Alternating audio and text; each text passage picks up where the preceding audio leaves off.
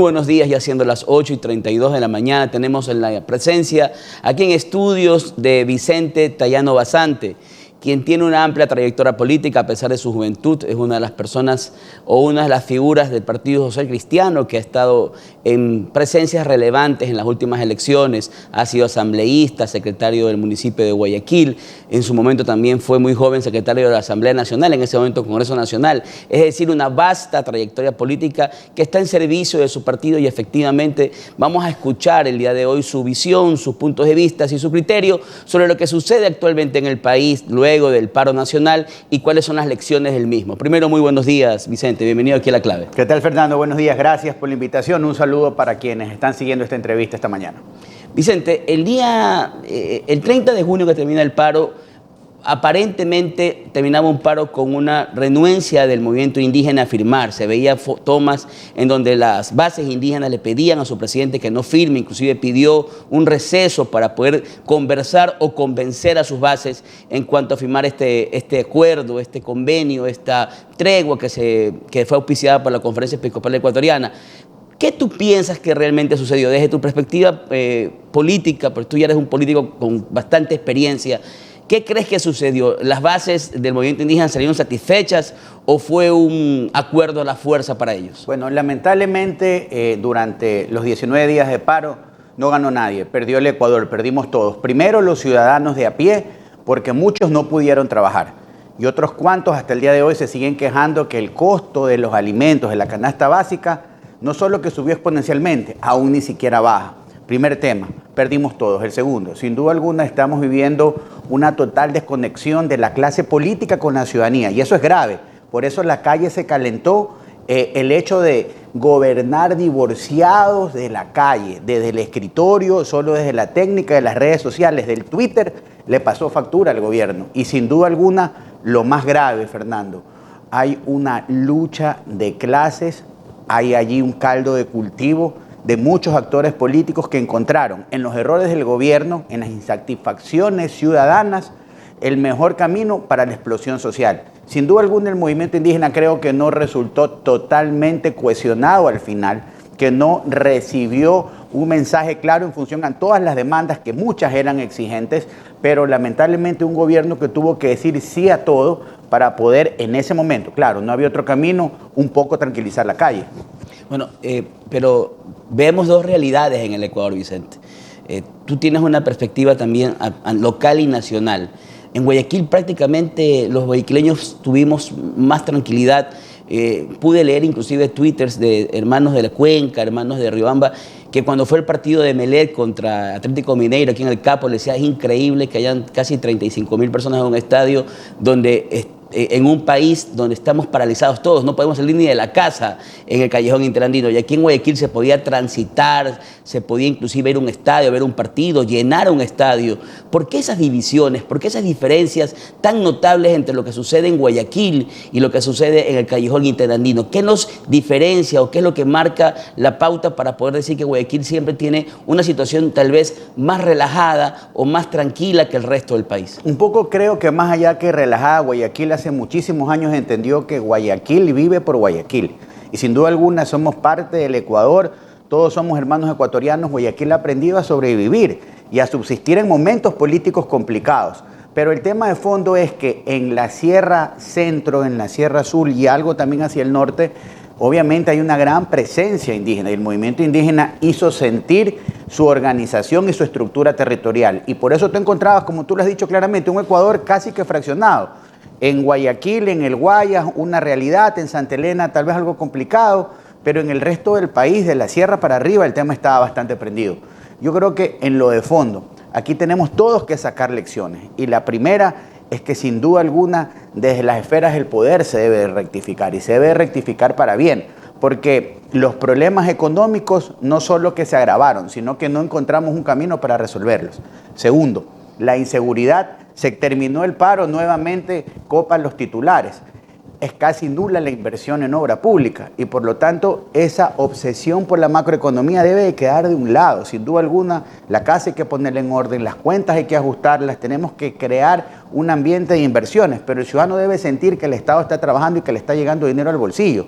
Sin duda alguna, se han operado luego del paro algunos anuncios de cambios en el gabinete. Esperemos que no sea solo un cambio de personas, sino un verdadero cambio de actitud. Que ese encuentro que se habló tanto en una campaña electoral, ese encuentro que ganó una elección verdaderamente sea tal y se tiendan puentes de diálogo para trabajar en una agenda elemental del país, Fernando. Esto no pasa porque todos al final del día se abracen o no. Seguirán existiendo discrepancias. De hecho, lo hemos dicho como Partido Social Cristiano. Seguiremos en una oposición, pero responsable, propositiva en función de los intereses del país.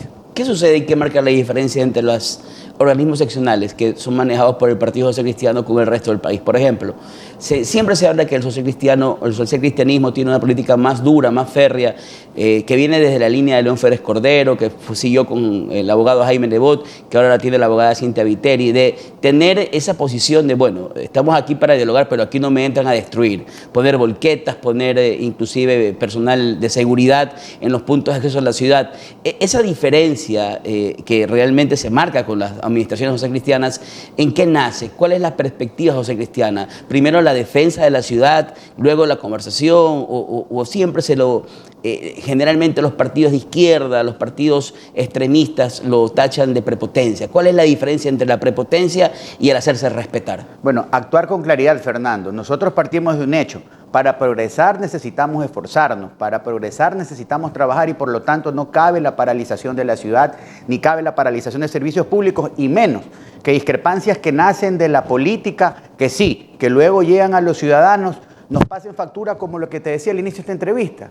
Los mercados complicados, los precios de las vegetales, por ejemplo, 3, 4, 5 veces costando más. Entonces, ¿qué había que hacer? Lo que hemos hecho siempre, cuidar al ciudadano, cuidar Guayaquil, blindar en este caso las entradas a la ciudad para que la situación no se complique. ¿Tú te imaginas si los manifestantes llegaban a Guayaquil y no solo se daban los desmanes y los daños a la propiedad pública y privada, sino qué hubiera pasado para el país si Guayaquil era tomada por los manifestantes? Probablemente hoy estuviéramos hablando de otra realidad. Probablemente lo que pasó en la Asamblea Nacional, ese intento legislativo de asaltar el poder, hubiera tenido otro final. Por lo tanto, la posición de Guayaquil es la misma, defender al país, pero también defender a Guayaquil y ayudarnos con lo que tenemos y con lo que podemos manejar desde las administraciones locales, tanto en la alcaldía como en la prefectura, y así pasó en el resto de la costa. Todo el mundo cerró filas precisamente para que esto no avance y los daños colaterales en cada ciudad sean menores. Da la impresión de que el Partido Social Cristiano sale robustecido luego de estas movilizaciones. Se ve que, al menos en Guayaquil, hay como un nuevo acercamiento del electorado, porque se escucha, se lee que la mayoría de los guayaquileños están conformes con la defensa de la ciudad, al menos cómo se enfrentó el paro nacional desde Guayaquil. Te vi en tus redes sociales recorriendo el mercado de Sauces 9, comiéndote un ceviche ahí con la prefecta del Guayas, verificando cómo se encuentran los mercados. Sí, precisamente. En ese recorrido para conversar con nuestros compañeros de trabajo, yo vengo de la base municipal, yo he sido un municipal también de carrera y obviamente conversando con quienes están manejando, en este caso el sábado el mercado de Sauces 9, qué pasa con los precios, nos decían que ya estaban regularizados, que de hecho ese día sábado ya habían tenido un mayor abastecimiento casi que con normalidad las personas que estaban comerciando sus productos, y eso es importante, devolverle la confianza a una red de mercado, porque en el mercado también hay un hombre de pueblo, hay un hombre que trabaja, que necesita que se mueva la economía para él también sobrevivir. Pero más allá de eso, Fernando, cuando uno hace las cosas bien, cuando uno tiene muy claro el objetivo, que en este caso, en los días de manifestación, fue servir a Guayaquil, cuidar los bienes de los ciudadanos, la aceptación popular, la aceptación ciudadana va a venir de cajón. Nosotros sabemos lo que tenemos que hacer, ya son muchos años haciéndolo en la ciudad, a veces gusta, a veces no gusta, con muchos aciertos, también con errores, pero lo importante es reconocerlo y enmendar, y eso es lo que estamos haciendo, y eso se siente en todas las elecciones, que este modelo de trabajo, porque va más allá de la política, este modelo de trabajo ha recibido contundentemente el respaldo en las urnas. Se te ve presente en todos los recorridos de la prefecta, te vi en la ferroviaria repartiendo a personas de la tercera edad, inclusive medicinas, comida, se te ve en los mercados recorriendo con la prefecta Susana González, se te ve muy presente en la campaña de ella. ¿Eres tú formalmente un candidato a viceprefecto del Guayas? Es algo, Fernando, y tú me conoces hace algunos años por el tema académico. que lo he hecho toda mi vida. Yo tengo 42 años y llevo alrededor de 20 años haciendo esto. Y para mí no es extraño caminar Guayaquil, recorrer mi distrito, que es el Distrito 2, es el que tú te acabas de mencionar. Y para mí es una práctica permanente. Yo soy el director provincial de la organización política, acompaño a Susana, colaboro en el equipo cercano político de Susana y efectivamente he recibido el respaldo de las bases, de nuestro líder, la confianza de Susana para acompañarla en este segundo momento, en este segundo periodo de lo que esperamos sea una administración que siga cambiando para bien la vida del Guayas, participando junto a ella como candidato a viceprefecto. ¿Y cuál sería tu propuesta para la viceprefectura? ¿Qué sería lo novedoso en la campaña de Vicente Tallado para viceprefecto del Guayas? Esto es un equipo de trabajo y yo rescato el trabajo de Susana González, un trabajo que para muchos ha sido silencioso y sin duda alguna se ha dedicado a hacer lo que las competencias de la prefectura mandan. Hoy en día, más de 2.400 frentes de obras y servicios en beneficio de los habitantes de la provincia, haciendo lo que se tiene que hacer por el agro, Fernando. No hablando y diciendo que hay que voltear la mirada al agro y que el agro es importante, sino haciendo cosas como, por ejemplo, nivelando suelos, que llegue semilla de calidad, que no se inunden.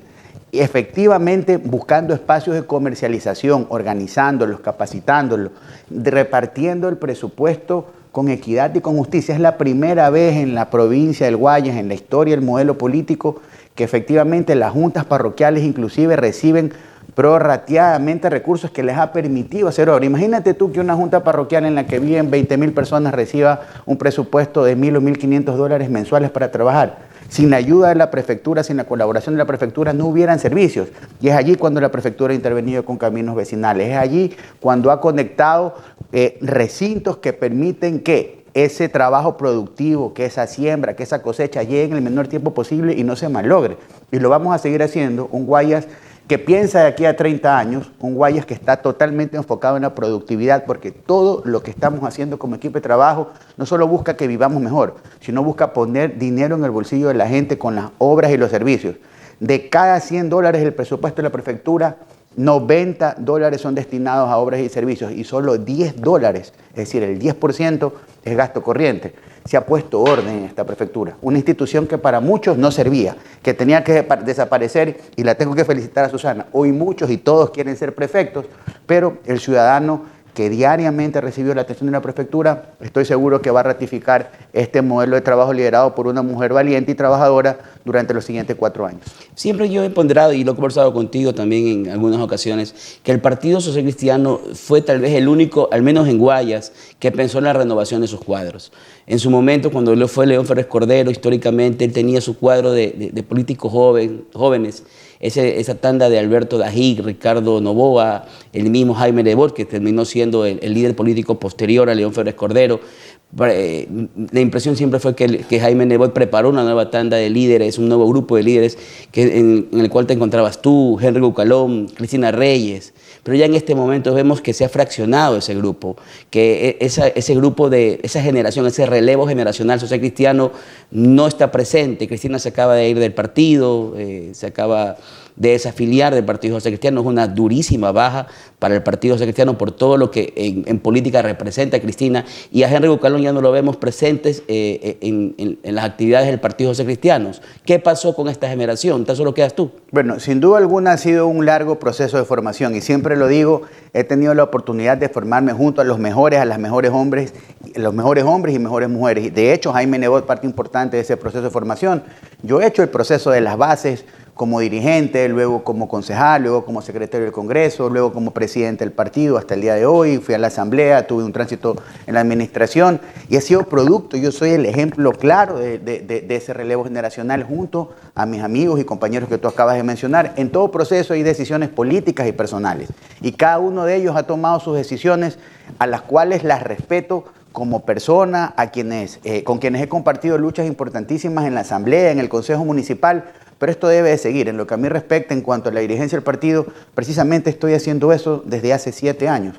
formando jóvenes, para que el relevo se dé verdaderamente, no solo porque eres joven o porque hay una imposición en la ley en la que te obliga a que en las listas tengas presencia de jóvenes o de mujeres, sino verdaderamente capacitándolos para que tengan oportunidad. Y este proceso de elecciones seccionales va a ser una puerta importante para que estos jóvenes que ya tienen algún tiempo formándose con nosotros, militando con nosotros, tengan la oportunidad de ser candidatos y seguir haciendo esta ruta. Sin duda alguna, ese es el desafío de las organizaciones políticas, ciudadanizar la política, Fernando. Hoy ninguna de las personas que nos está escuchando, nos está viendo, entiende la política como algo bueno. Y esa es responsabilidad de quienes estamos haciendo política, hacer las cosas bien para que el ciudadano recupere la confianza en el quehacer público y lo entienda como un instrumento que le permita vivir mejor. Va a haber un partido José Cristiano unificado para las elecciones. Vemos por un lado a Nicolás Lapenti, que también pretende la prefectura, lo ha dicho abiertamente. Cristina Reyes, como hemos hablado, se ha abierto el partido, seguramente, posiblemente sea candidata también a la misma dignidad. Se habla mucho de que se podría ir como candidata prefecta también, podrías hasta enfrentarla en esta elección. ¿Cómo tú ves este desafío, ¿no? ¿El partido unificado o un partido dividido? Sin duda alguna, un partido fortalecido. Y cuando alguien me toca el tema y me dice, bueno, existieron varias aspiraciones, y yo digo, es saludable y me parece bien. Somos una de las pocas organizaciones políticas del país, creo que la única en la provincia, que verdaderamente tenía cuadros de primer nivel que aspiraban a una posición política y en buena hora que se aspire. Y esto no ha sido algo que no haya pasado hacia atrás. Lo importante es que nosotros entendemos como organización política que superada esta etapa, que hoy la llama la ley, la democracia interna, y se toman las decisiones, nos juntamos y trabajamos cohesionadamente en función de lo que hemos venido haciendo siempre, presentar un modelo de trabajo, un modelo de progreso, un modelo que gasta poco, que invierte mucho y que defiende a los ciudadanos. Y eso es lo que vamos a seguir haciendo. Somos una organización política estructurada, fuerte, consolidada, con presencia en todos los distritos de la ciudad, en toda la provincia y en todo el Gran Guayaquil, y eso se va a sentir. Pero esto tiene que ir mucho más allá de lo que sí es importante la organización política y electoral. Verdaderamente en las causas que nosotros defendemos y que las vamos a seguir defendiendo, en la seguridad ciudadana, y lo ha hecho Cintia Viteri en Guayaquil, y lo ha hecho nuestra organización política en la Asamblea Nacional con el bloque de 15 legisladores. Hablando de trabajo, moviendo el aparataje público con obras y servicios que no solo cambian la vida, Fernando, o mejoran la vida de ciudadanos, sino que también mueven la economía directa o indirectamente. Y ese es el mejor instrumento, invertir con responsabilidad social, gastando poco y verdaderamente priorizando en todo lo que se haga al ciudadano. El Partido José Cristiano se nos presentó en las últimas elecciones pidiendo el voto por Guillermo Lasso. Efectivamente, antes de posesionarse, hubo el rompimiento. Las distancias ya están marcadas. No hay posibilidad de formar una nueva mayoría en la Asamblea con Guillermo Lasso, o existe la posibilidad política de que el Partido José Cristiano vuelva a tener conversaciones con Creo. La posición es la misma. Siempre el país primero. Los colores del PSC son el amarillo, azul y rojo, la bandera del Ecuador.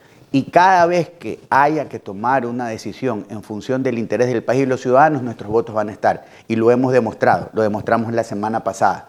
Coherentes con lo que decimos, coherentes con lo que hemos venido haciendo los últimos 30 años. Sin duda alguna hay que dialogar, sin duda alguna hay que rectificar, y el gobierno central debe entender ese tema. La situación política es bastante complicada, pero sin duda alguna el rectificar cambios como se están intentando ver, no solo en personas, sino también en la forma de trabajo, son necesarios. Y nosotros vamos a seguir haciendo lo que hemos hecho, proponiendo y siendo opositores responsables, y sobre todo con la legitimidad que tenemos. Tú lo dijiste, respaldamos una candidatura, ganamos una elección junto al presidente Lasso, propusimos un plan de trabajo que tiene que cumplirse, un plan de trabajo, por ejemplo, en dotación de tecnología para los sectores rurales, puntos de internet gratuito y sin cable, computadoras, tablets, programas educativos, fomento verdaderamente al sector productivo mediano y pequeño, al pequeño artesano, al pequeño agricultor, al pequeño pescador.